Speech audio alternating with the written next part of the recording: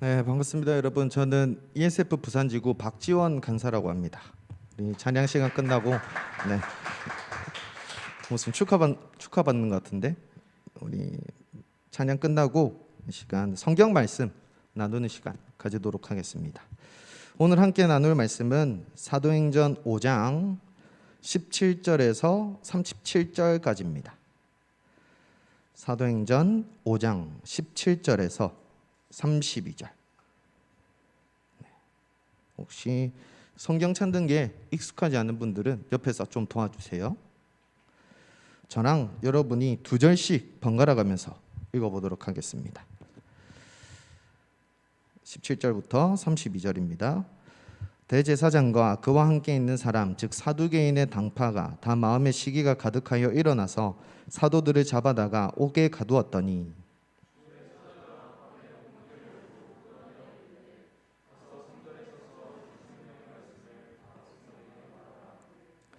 그들이 듣고 새벽에 성전에 들어가서 가르치더니 대제사장과 그와 함께 있는 사람들이 와서 공회와 이스라엘 족속의 원로들을 다 모으고 사람을 옥에 보내어 사도들을 잡아오라 하니 부하들이 가서 옥에서 사도들을 보지 못하고 돌아와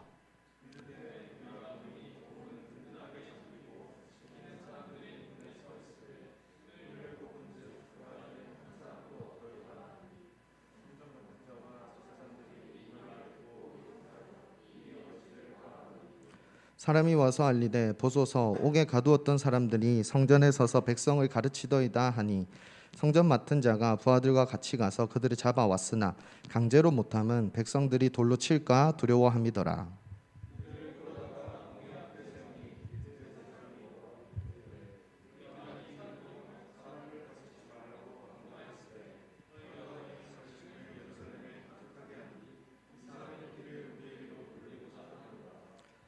베드로와 사도들이 대답하여 이르되 사람보다 하나님께 순종하는 것이 마땅하니라. 너희가 나무에 달아 죽인 예수를 우리 조상의 하나님이 살리시고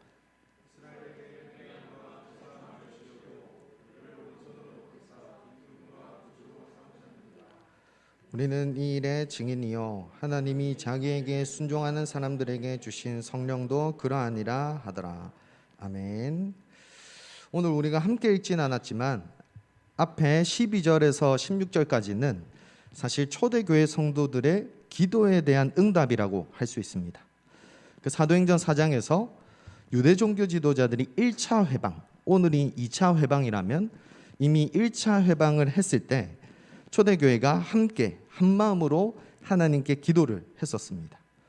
이 위협함을 굽어보시고 담대히 하나님의 말씀을 전하게 하시고 손을 내밀어서 병을 낫게 하시고 표적과 기사가 거룩한 예수님의 이름으로 이루어지게 해주십시오. 그 기도에 따라서 오늘 사도행전 5장에서 실제로 그 응답이 이루어집니다. 그 사도들의 손을 통해서 이 백성들에게 민간에게 많은 표적과 기사가 일어났어요. 또 믿고 죽게 돌아오는 사람들이 많을 뿐 아니라 그 사람들이 다 같이 마음을 함께하면서 백성들의 칭송을 받습니다. 또 예루살렘 부근에 수많은 사람들이 병든 사람, 귀신의 괴로움 받는 사람을 데리고 와서 모두 나음을 얻었습니다. 이렇게 표적과 기사가 펼쳐지니까 또 많은 이들이 사도들이 따르니까 무슨 일이 일어나냐면 유대 종교 지도자들이 마음에 시기가 가득해서 다시 또 사도들을 잡아들인 것입니다. 2차 회방이 일어났습니다. 사도들을 잡아다 놓고 유대 종교 지도자들은 그들을 처벌하려고 공회를 소집을 했어요. 그래서 그 기간 동안에는 사도들을 옥에 가둬둡니다.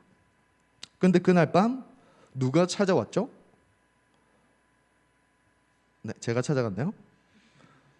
주의 사자, 천사가 찾아와서 옥문을 열고 사도들을 이끌어냈습니다. 하는 말이 가서 성전에 서서 이 생명의 말씀을 다 백성에게 말하라고 명령을 합니다. 사도들은 그 명령에 순종해서 새벽에 성전에 들어가서 백성들에게 말씀을 가르칩니다. 그 유대 종교 지도자들은 공회를 소집해서 이제 사도들을 처벌하려고 했었어요. 그래서 사도들을 데려와라 옥으로 사람을 보냈는데 어떻게 된 일인지 옥은 잠겨 있고 분명 그 앞에는 경비병들이 서 있는데 문을 여니까 안에 아무도 없었다는 것입니다. 그래서 오늘 본문 속에서도 이게 대체 무슨 일이냐, 이 일이 어떻게 되겠냐 의아해하고 있었어요. 그때 어떤 사람이 와서 사도들은 성전에서 지금 백성들을 가르치고 있습니다 라고 알려줍니다. 성전 맡은 자, 성전 경비대장이라고 볼 수 있는 사람이 자기 부하들을 데리고 사도들을 잡아옵니다. 근데 그때 강제하거나 폭력을 사용하지는 않았는데, 왜냐하면 여전히 백성들에게 인기가 많았기 때문이에요. 혹시나 백성들이 사도들을 옹호해서 자기들을 해할까봐, 돌로 칠까봐 두려웠기 때문입니다. 그리고 드디어 오늘 본문의 핵심인 사도들을 향한 신문이 시작됩니다. 28절에서 유대 종교 지도자들이 이렇게 묻습니다. 우리가 예수의 이름으로 가르치지 말라고 엄격히 금지했는데 너희는 왜 계속해서 가르치느냐? 예수의 죽음을 우리의 책임으로 돌리려는 것 아니냐? 이 유대 종교 지도자들이 1차, 2차에 걸쳐서 이렇게 회방을 놓는 이유, 이 사도들의 행보에 이렇게 예민하게 반응하는 이유가 바로 이 예수님의 부활에 있었기 때문입니다. 이 유대 종교 지도자들에 의해서 죽임당하신 예수가 다시 살아나셨다는 것은, 또 그것을 사도들이 전파하고 다니는 것은 사실 자신들의 입지, 권위를 위협하는 것이었어요. 제사장들과 한편이라고 볼 수 있는 사두개파, 이제 어떤 학파, 무리들은 무엇을 주장했냐면 부활은 있을 수 없다라고 주장을 했습니다. 그 부활은 없는 것이죠. 사람이 다시 살아날 수 없다. 그런데 나무에 달려 저주받은 자가 부활을 한다는 것이, 또 죄인으로 합당하게 처형당한 벌을 받은 사람이 다시 살아난다는 것이 사실일 리 없다라고 주장을 했습니다. 더구나 혹시나 백성들이 그것에 동조를 한다면 이것은 그야말로 자신들의 신학적 권위도 떨어지고 정치적인 입지도 흔들릴 것이 분명했습니다. 다시 말하면 예수님의 부활에 관한 이 사도들의 증언은 바로 예수님의 죽음에 대한 유대 종교 지도자들의 과오를 꼬집는 것이었습니다. 사도들이 이 사실을 매우 명확하게 밝힙니다. 다 같이 30절에서 31절까지를 함께 읽어보겠습니다. 30절에서 31절 시작. 너희가 나무에 달아 죽인 예수를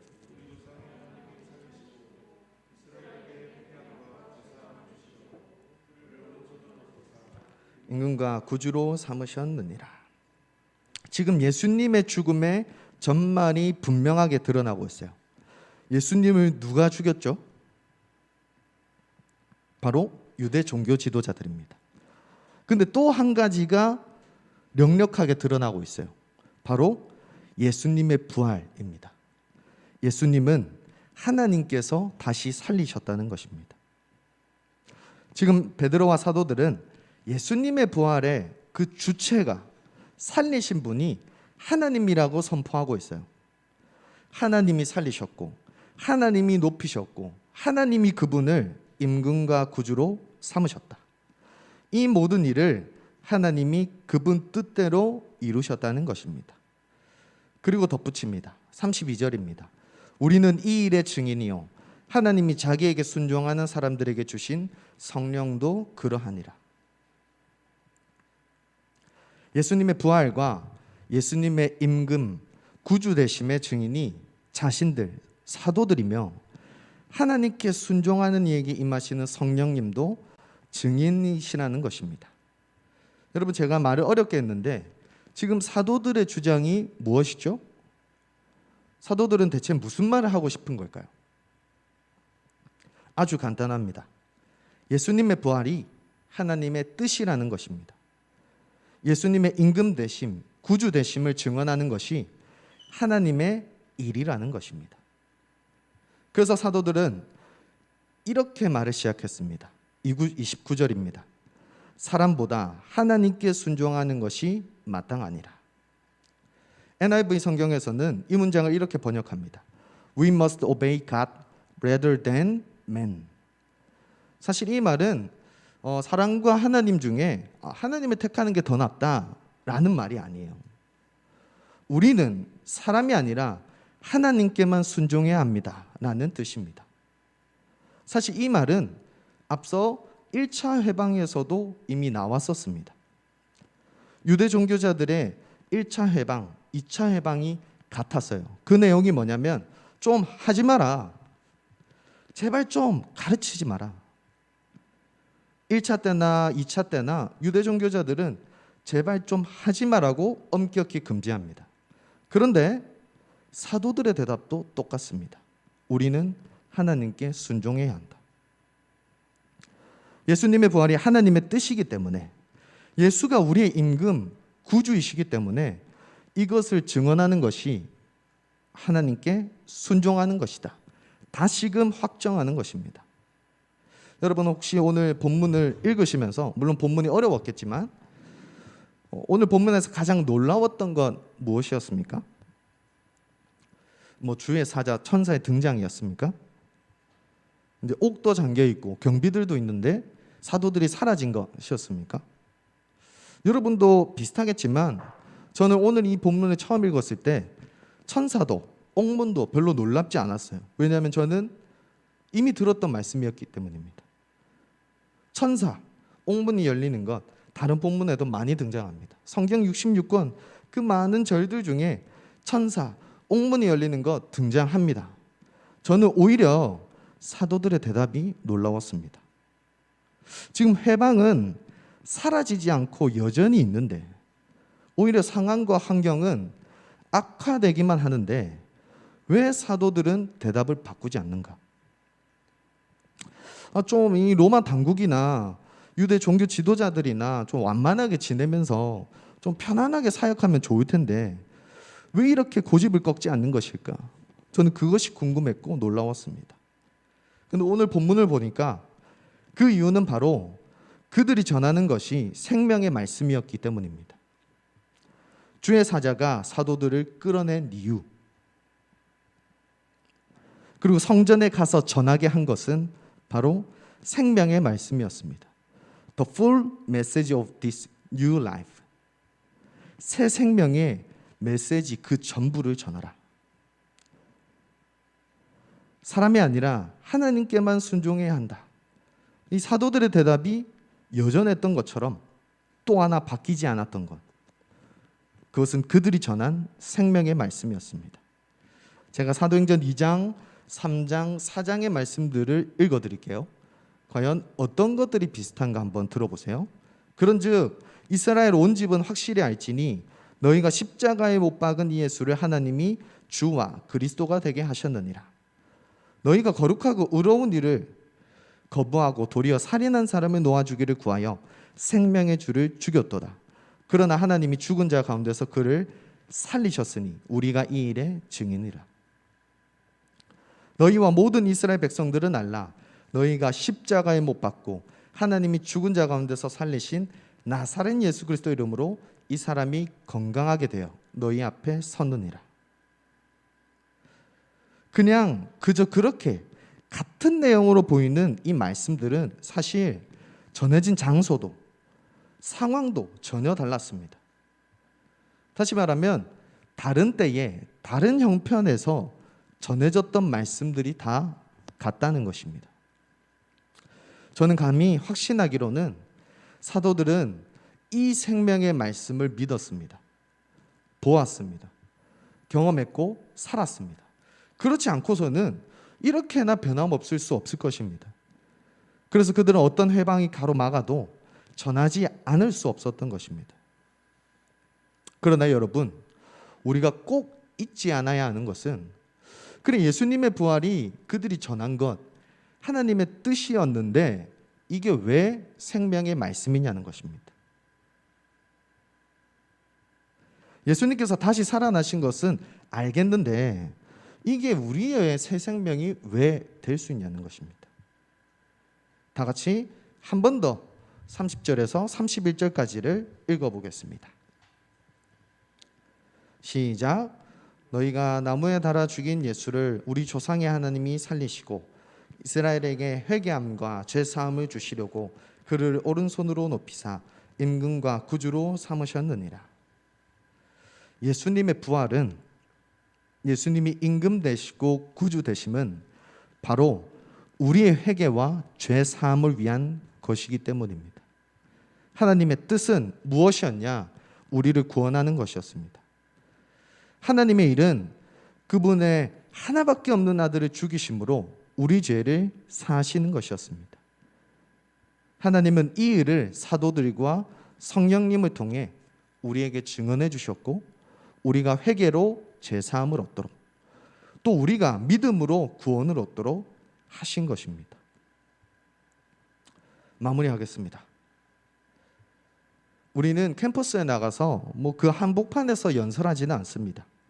오히려 우리는 각자의 삶의 현장에서 증언할 수밖에 없습니다. 사실 사람들은 우리 말보다 우리의 일상에 주목을 합니다. 우리가 어떻게 사는지 그 모습을 보고 우리 믿음을 판단합니다. 또 우리는 정부나 대학으로부터 직접적인 핍박을 받지 않습니다. 오히려 그들은 우리를 업신여기거나 불쌍히 여기죠. 왜 그렇게 피곤하게 사냐? 다른 종교보다 왜 이렇게 빡빡하냐? 다른 크리스천들은 다 하던데 너는 왜 그러냐? 너 그러다가 인생 망한다. 그런데 우리가 이렇게 살아야만 하는 이유, 평생의 증인으로서 증언해야 하는 근거는 우리가 물려받은 것이 바로 그런 믿음이기 때문입니다. 초대교회 당시와 현재가 물론 그 상황이나 모양새가 달라졌을지 모릅니다. 그런데 우리의 대답은, 우리의 믿음은 여전히 같습니다. 사람이 아니라 하나님께만 순종해야 한다. 우리는 이 대답을 물려받았습니다. 우리는 사도들과 ESF 선배님들과 성령님께 예수님에 관해서 증언받았습니다. 그 회개와 죄 사함, 믿음과 구원의 생명의 말씀을 받았습니다. 그리고 하나님은 순종하는 이들에게, 바로 우리에게 성령님을 보내주셨습니다. 이렇게 성경으로 전해진 증언들, 예수님이 직접 다시 살리신 성령님의 증언까지 지금 우리와 함께 하고 있습니다. 원래 성령의 사역이 증언이고, 그래서 맡겨진 우리의 의무도 증언입니다. 만약에 우리가 믿는다면 우리도 증인입니다. 우리는 변하지 않는 그 생명의 말씀을 전해야 합니다. 하나님께 순종을 해야 됩니다. 예수님의 생명이 죽게 된 우리를 살렸으니 넉넉히 해낼 수 있을 것입니다. 어떤 조롱도 손해 앞에서도 우리의 대답, 그 믿음은 같을 것입니다. 그래서 저는 그 증거를 이 자리에서 찾았습니다. 오늘이 바로 우리의 증언입니다. 새 친구와 신입생을 초청하기 위해서 부단히 애썼을 그 노력들이 우리가 내놓는 답입니다. 복음을 알리려고, 생명의 말씀을 전하려고 드리는, 내어놓는 우리의 삶 그 자체가 우리의 믿음입니다. 저는 예수님의 부활이 진짜다, 전혀 지겹지 않습니다. 하나님의 말씀이 사실이야, 그 말도 결코 지치지 않습니다. 왜냐하면 예수님이 우리의 새 생명이시기 때문입니다. 그것이 우리를 살릴 진리일 것입니다. 부디 우리 ESF 부산지구 모두가 이 생명의 말씀으로 살아나기를, 이 생명의 말씀의 증인으로 또 살아가기를 하나님께서 우리를 담대함과 기쁨으로 가득 채우시기를 간절히 소원합니다. 제가 기도하고 메시지 마치도록 하겠습니다. 하나님 감사합니다. 저희가 이 자리에 모여 있는 것이 하나님이 거룩하게, 완전하게, 선하고 의롭게 마련하신 은혜의 자리인 줄을 고백합니다. 우리가 비록 상황에 따라, 환경에 따라 이리저리 휘둘리고 흔들리지만 여전히 하나님은 동일하시고, 또 하나님이 주시는 우리를 향한 그 은혜, 사랑도 동일한 줄을 믿습니다. 우리가 붙잡는 것, 그것은 세상이 말하는 삶의 가치나 기준이 아니라 하나님께 순종하는 것이 될 수 있도록 도와주시고, 그 하나님께 순종함을 위하여 이 생명의 말씀으로 우리를 한 명 한 명 살려주시옵소서. 우리가 생명의 말씀을 전하는 삶을 살아갈 때에 담대함도, 용기도, 능력도, 지혜도 부어주실 줄 믿습니다. 우리의 기쁨과 소망이 되시고 삶의 생명을 다 드려도 아깝지 않은 우리 삶의 이유 되시는 우리 주 예수 그리스도 이름으로 기도드립니다. 아멘.